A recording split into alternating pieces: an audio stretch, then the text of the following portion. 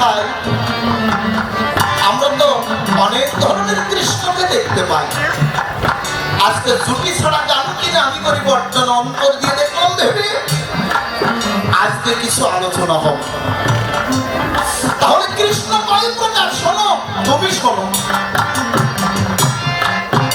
মানে তার থেকে যদি হাসানিতে জোর বেশি হয়, চিন্তা করে দেখুন জ্ঞানী হয়, তাহলে কি হয়?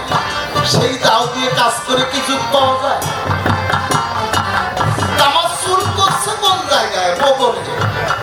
আমার মাজা পর্যন্ত আকাশ দিছে, কাজল হবে না। কথাই বলে না, দান নেই, চাল নেই, তার গোড়া বড় ইন্দুর, বাতান নেই, বুদ্ধ নেই, তার কপাল বড় সিন্ধু। কামাতি পারে না, নাপিত কামা বড়, খুর কামাতি যাবে রঘুনাথ। হ্যাঁ বেটা, তুমি যে প্রশ্ন করো, তুমি আমার কথা ধরো, বোঝো। শোনো, কৃষ্ণ কয় প্রকার? ধীর দাত্ত, ধীর শান্ত, ধীর ললিত, এমনি করে বিভিন্ন কৃষ্ণ আছে। ধীর দত্ত, ধীর দাত্ত, ধীর ললিত, ধীর শান্ত, আরো কৃষ্ণ আছে। এই কৃষ্ণ কৃষ্ণ না, আরো কৃষ্ণ আছে। এই কৃষ্ণকে নিয়ে যাও সেই কৃষ্ণের কাছে।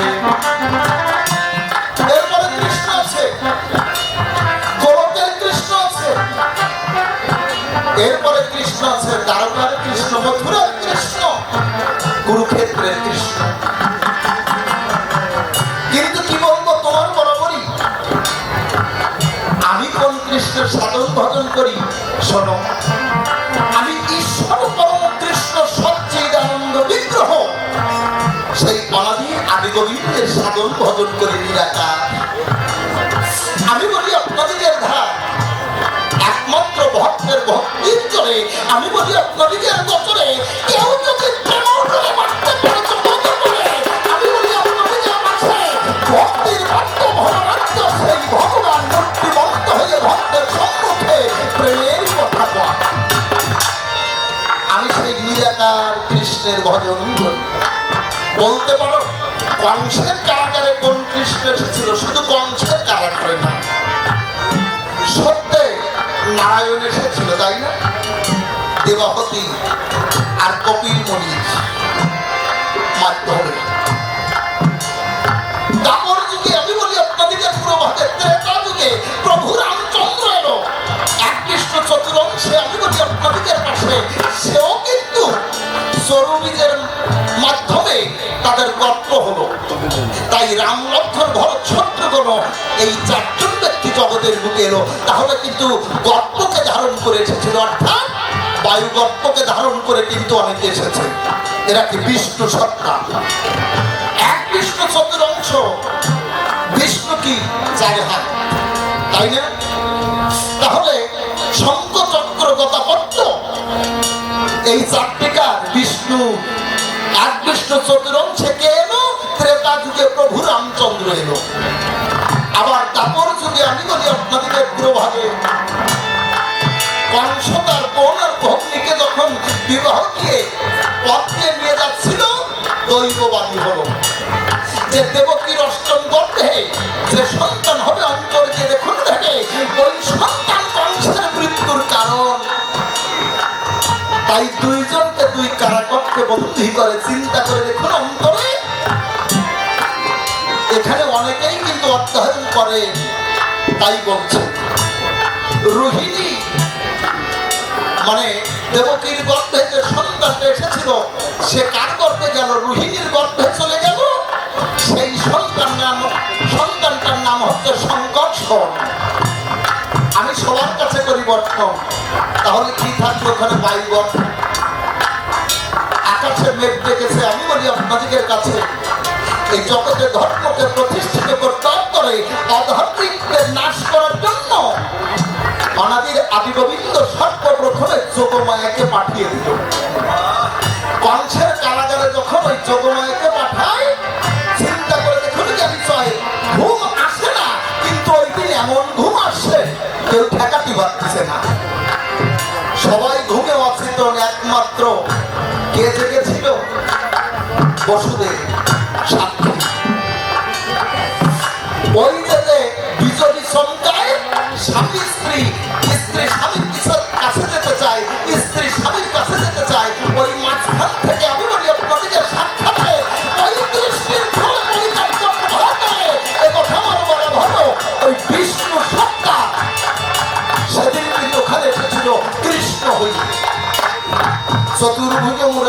কৃষ্ণ এসেছিল কংসের কারাগারে, তাই না? যখন আসে ডাকতে বলেছিল বসুদেবকে যে বাবা তুমি আমার কথা নাও, আমাকে যদি বাঁচাতে চাও শীঘ্র করে নন্দালয়ে রেখে আসো দাও। যখন নন্দালয়ে নিয়ে যেতে যাবে ওই যমুনায় জল ছিল, কথা আমার বলা ভালো, যমুনা পক্ষে যখন মাথায় করে বসুদেব ওই চতুর্ভুজ মুরারিধারী কৃষ্ণকে নিয়ে যায়, চিন্তা করে দেখুন জানি ওই জলে পুড়িয়ে যায় কিন্তু হারাই যায়। যখন হারিয়ে যাবে বসুদেব আর ওই কৃষ্ণকে পায় না, আমি করি বর্ণনা। চতুর্ভুজ মুরারিধারী কৃষ্ণ তখন বলেছিল কৃপা করিস জগদীশ, দয়া করে পায়ে বাঁধিস। এইভাবে যখন পা দিয়ে হাঁটতে লাগলো তখন কিন্তু দ্বিভুজ মুরারিধারী কৃষ্ণ তখন কিন্তু দেখা দিল। আমি বলি আপনাদের ঠাই অনাদির আদি গোবিন্দ যিনি, সত্য কথা সবাই জানি, আমি করি বর্ণনা। কোন গর্ব ধারণ করে জগতের বুকে আসে না, একমাত্র সত্যকে ভক্তকে এই জগতের বুকে ধর্মকে প্রতিষ্ঠিত করার জন্য আবির্ভূত হয়। আবির্ভূত হলে বৃন্দাবনে গেল, 1600 গোপী নিয়ে রাস করেছিল। কিন্তু এরপরে মহাপ্রভু সেও কিন্তু গর্ব ধারণ করে আসে। আমি বলি আপনাদের পাশে হরিচাঁদ ঠাকুর গর্ব ধারণ করে জগতের গায়ে এসেছিল, এ কথা আমার বলা ভালো। আমি বলি আপনাদের ঠাই দ্বিভুজ মুরারিধারী কৃষ্ণ নয়পদাতি চতুর্ভুজং বৃন্দাবন পরিত্রাণ পদমে নগচ্ছবি, একমাত্র অনাদির আদি গোবিন্দ যিনি, বৃন্দাবন ছেড়ে এক পাওয়া যায় না তিনি। আমি বলি আপনাদের পাশে তবে ভক্তের ভক্তিতে আমি বলি আপনাদের সাক্ষাতে যেমন আমাকে দেখা দিয়েছিল, এমনি করে সাকার মূর্তি ধারণ করে ভক্তের মনোবাঞ্ছা পূরণ করে সেজন। আমি সেই নিরাকার কৃষ্ণের ভজন করি, তাই একার করে 3টি প্রশ্নের হলো সমাধান। সেই কথা বলি আমি ওই সবার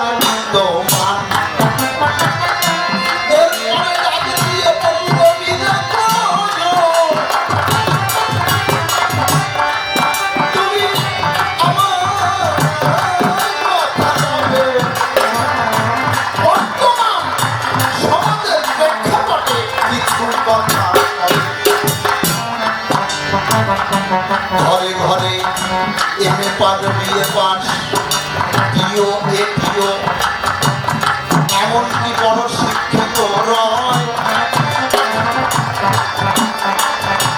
পিতা মাতাকে ভক্তি শ্রদ্ধা করে না জগতের গায়। এমনকি আমরা কবি সত্যের যারা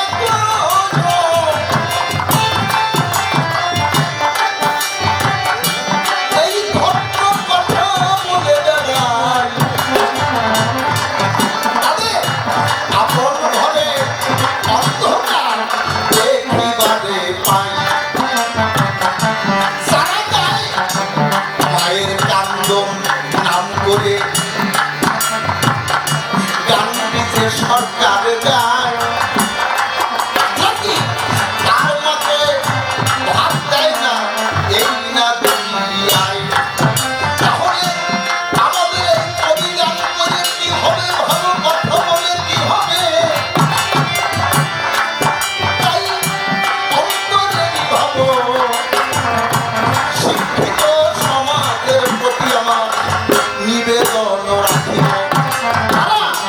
পিতা মাতাকে যেন ভালোবাসে বলিয়ে সভায়, পিতা মাতার চরণ করে যেন ভক্তি অর্ঘ দেয়। ওই ইসলাম শাস্ত্রে আছে জানি সবার দেখা বলো, মাকে সেবা করিয়ে পাঠাই দিলাম বেহেশতে গেল। আবার ভারতের মুনি ঋষি যারা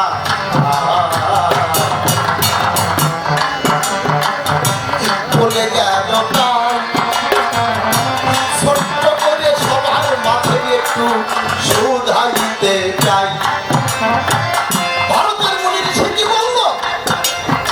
জননী জন্মভূমিষ্ঠ সরকার জগৎ পিতা ধর্ম পিতা হি পরমন্ত পিতরি পৃথিমা পণ্যে প্রিয়ন্তি সর্বদেবতা। আর ইসলাম শাস্ত্রে heavens at the foot of mother, প্রত্যেকটা সন্তানের মায়ের চরণ তল বেহেশত। মুজিব পরদেশে বললেন, দেহের গোস্ত কেটে যদি মায়ের পঞ্জর তৈরি করা হয় না, মায়ের এক ফোঁটা দুধের ঋণ শোধ করা সম্ভব না। নকুল বিশ্বাস বললেন, সরস্বতী মনসা লক্ষ্মী সবাই আমার মা, সকল মাকে এক করলে হয় না আমার মায়ের তুলনা। আমরা সেই মাকে ভালোবাসি। মা একটা সন্তানকে 10 মাস 10 দিন গর্ভে ধারণ করে, সায়েন্স মতে 9 মাস 10 দিন, তাই না? 280 দিন। আপনারা বলুন দেখি, একটা সন্তান বড় হয়ে তার স্ত্রীকে নিয়ে ঢাকার বুকে গিয়ে একটা ফ্ল্যাট যদি ধরা পড়ে, 1 মাসের জন্য কত বেতন দিতে হয়, কত ভাড়া দিতে হয়? একটা ঘরে হয়তো বা 10,000 টাকা দিতে হয় একটা ঘর ভাড়া দিয়ে। কতদিনের জন্য? 1 মাসের জন্য। কিন্তু মাতৃরূপ ঘরে, মাতৃগর্ভরূপ ঘরে একটা সন্তান 10 মাস রয়, 9 মাস 10 দিন।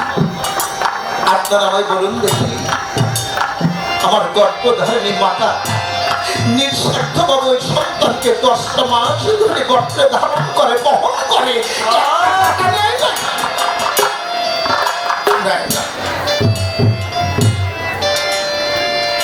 মায়ের বুকে শুধু পান করে চিন্তা করে দেখুন, অন্তরে সন্তান বড় হয়। শীতের রাত্রিবেলা পরিকাত্ম সভা করা, সকল কথাগুলো ভিজে গেছে। আমি বলি আপনাদের কাছে, সন্তানকে ভালো রাখার জন্য নিজের বুকে ধারণ করে ভিজে জায়গায় সারা রাত্র ধরে মা কাটায়, তবু সন্তানকে কষ্ট পেতে দেয় না, সন্তানকে এত ভালোবাসে। আমি বলি আপনাদের পাশে, আর পিতা কি করে? মাথার গাম পায়ে ফেলে বলিকাব্য সভা করে সন্তানকে ধীরে ধীরে মানুষ করে, নিঃস্বার্থভাবে তার জীবনটাকে কাটিয়ে দেয়। বাবা হয়তো চাকরি করে, সন্তান বড় হয়েছে, বাবা মারা গেছে, একমাত্র মা ঘরে আছে। বাবার পেনশনের টাকা, রিটায়ারমেন্টের টাকা, সকল কিছু যখন মা পেল, মায়ের কাছে সকল টাকা নিয়ে স্ত্রীর বুদ্ধিতে ওই টাকাগুলো হাতে নিয়ে মাকে বলল, মা মনে করি ভাবো না এই বাসায় তুমি থাকতে পারবে না, তোমাকে আমি বৃদ্ধাশ্রমে রেখে আসবো, আমি মাঝে মাঝে তোমাকে দেখতে যাচ্ছি। বৃদ্ধাশ্রমে মা গেছে। আমি বলি আপনাদের কাছে, মাকে দিনহীন কাঙ্গাল করেছে। মা ডাকতে বলছে, শেষের যে সম্বলটুকু পেনশনের টাকা, রিটায়ারের টাকা, সকল কিছু নিয়ে আমাকে বৃদ্ধাশ্রমে পাঠিয়েছে। আপনারা আমায় বলুন দেখি, মাকে এত বড় কষ্ট দিলে ভগবান কখনো তাকে ক্ষমা করে নাকি? না, ক্ষমা করতে পারে না। আমি করি না। ওই ছেলেরও একটা ছেলে আছে ঘরে, কিন্তু তার স্ত্রীও আছে। স্ত্রী কি করেছে? হঠাৎ করে একদিন তার সন্তান যখন অসুস্থ হলো, স্বামী মনে মনে চিন্তা করলো, মনে হয় মায়ের সঙ্গে অপরাধ করেছি, খুলে বলি আপনাদের কাছাকাছি, তাই হয় তোমার সন্তান এমন অসুস্থ, মাকে বৃদ্ধাশ্রম থেকে নিয়ে এলো। কিছুদিন যখন কেটে যায়, মনে করলো ভাবনা বৃদ্ধাশ্রমে আর রাখবো না, আমি গভীর জঙ্গলের ভিতরে আমার মাকে রেখে আসবো। স্ত্রী শাশুড়িকে এমন ভাবে আঘাত করেছে যে বৃদ্ধা শাশুড়ি মাথা উঠতে পারছে না। স্বামী এসে ডাকতে বলছে, মা মনে করি ভাবো না তুমি এই সংসারে থাকবে না, বৃদ্ধা হয়ে গেছো কিনা, জঙ্গলে যেতে হবে, নির্জনে গিয়ে তুমি তার সাধনা করতে বা ওঠো। মা উঠতে পারছে। খোকাকে জড়িয়ে ধরে করুণ সুরে কেটে ডাকতে বলছে, খোকার ধারে, খোকা ও খোকা, আমি যে উঠতে পারছি না। যখন উঠতে না পারে, একটা ঝুড়ি এনে ডাকতে বলেছে মায়ের ধারে মা অন্তরে চাচ্ছে বাবা আমি তোমাকে ঝুড়ির ভেতরে রেখে আমার মাথায় করে গভীর জঙ্গল নিয়ে যাবো।